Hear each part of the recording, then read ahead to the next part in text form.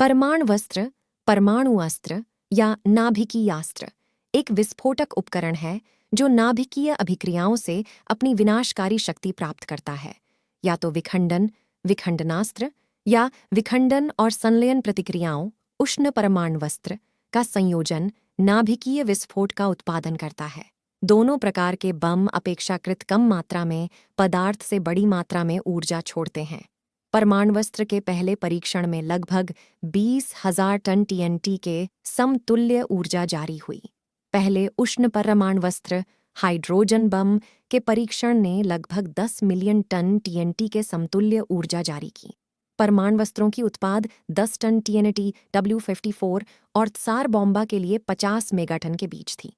270 kilogram जितना कम वजन वाला थर्मोन्यूक्लियर हथियार 1.2 मेगाटन से अधिक टीएनटी के समतुल्य ऊर्जा छोड़ सकता है। आज के समय के परमाणु बम्बई ज्यादा खतरनाक है कोई परमाणुवस्त्र एक पारंपरिक बम से बड़ा नहीं। विस्फोट, अग्नि और विकिरण से पूरे नगर को ध्वस्त कर सकता है। चूंकि वे व्यापक विनाश के अस्त्र हैं, इसलिए परमाणुवस्त्रों का प्रसार अंतर्राष्ट्रीय संबंध नीति का केंद्र है। द्वितीय विश्व युद्ध के दौरान 1942 में संयुक्त राज्य अमेरिका द्वारा जापानी नगरों हिरोशिमा और नागासाकी के विरुद्ध युद्ध में परमाणुवस्त्रों को 2 बार स्थापित किया गया था। परमाणु बम में विस्फोटित होने वाला पदार्थ यूरेनियम या प्लूटोनियम होता है। यूरेनियम या प्लूटोनियम के परमाणु विखंडन फिशन से ही शक्ति प्राप्त होती है। इसके लिए परमाणु के केंद्रक न्यूक्लियस में न्यूट्रॉन से प्रहार किया जाता है। इस प्रहार से ही बहुत बड़ी मात्रा में ऊर्जा प्राप्त होती है। इस प्रक्रम को भौतिक विज्ञानी नाभिकीय विखंडन न्यूक्लियर फिशन कहते हैं। परमाणु के नाभिक के अभ्यंतर में जो न्यूट्रॉन होते हैं, उन्हीं से न्यूट्रॉन मुक्त होते हैं। ये न्यूट्रॉन अन्य परमाणुओं पर प्रहार करते हैं और उनसे फिर विखंडन होता है। ये फिर अन्य परमाणुओं का विखंडन करते हैं। इस प्रकार श्रृंखला क्रियाएं आरंभ होती हैं।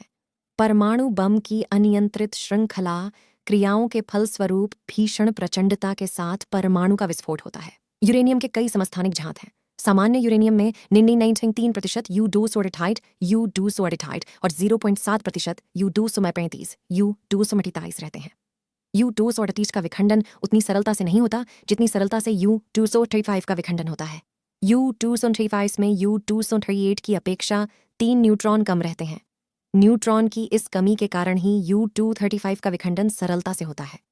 अन्य विखंडनीय पदार्थ जो परमाणु बम में काम आते हैं वे U238 और प्लूटोनियम 299 हैं। परमाणु विस्फोट के लिए विखंडनीय पदार्थ की क्रांतिक संहति क्रिटिकल मास आवश्यक होती है। श्रृंखला क्रिया के चालू करने के लिए क्रांतिक संहति न्यूनतम मात्रा है। यदि विखंडनीय पदार्थ की मात्रा क्रांतिक संहति से कम है तो न्यूट्रॉन केवल धुर्र धुर्र करता रहेगा।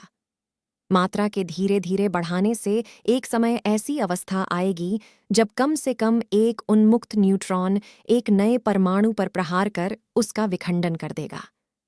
ऐसी स्थिति पहुंचने पर विखंडन क्रिया स्वतः चलने लगती है। क्रांतिक संहति की मात्रा गोपनीय है। जो राष्ट्र परमाणु बम बनाते हैं वे ही जानते हैं और दूसरों को बतलाते नहीं।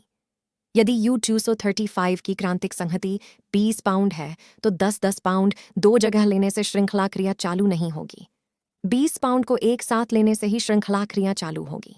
श्रृंखला क्रिया में न्यूट्रॉन की संख्या बड़ी शीघ्रता से बढ़ती है। परमाणु बम में विखंडन से यूरेनियम और उसे निकटवर्ती अन्य पदार्थों का ताप बड़ी शीघ्रता से ऊपर उठता है। धात्विक यूरेनियम बड़ी ऊंची दाब और ताप पर तापदीप्त गैस में परिणत हो जाता है।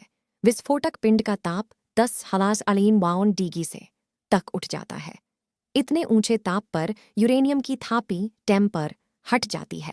तब सारा पिंड बड़ी प्रचंडता से विस्फोटित होता है। परमाणु बम के विस्फोटित होने पर आघात तरंगें शॉक वेव्स उत्पन्न होती हैं जो ध्वनि की गति से भी अधिक गति से चारों ओर फैलती है। जब परमाणु बम को पृथ्वी तल के ऊपर विस्फोटित किया जाता है तो तरंगें पृथ्वी तल से टकराकर ऊपर उठती हैं और नया आघात उत्पन्न करती हैं जो ऊपर और नीचे तीव्रता से फैलता है। विस्फोट बॉम्ब ब्लास्ट का केंद्र तत्काल तप्त होकर निर्वात उत्पन्न करता है। निर्वात भरने के लिए आसपास की ठंडी हवाएं दौड़ती है। इस प्रकार परमाणु बम से घरों पर आघात पड़ने से वे टूट जाते हैं।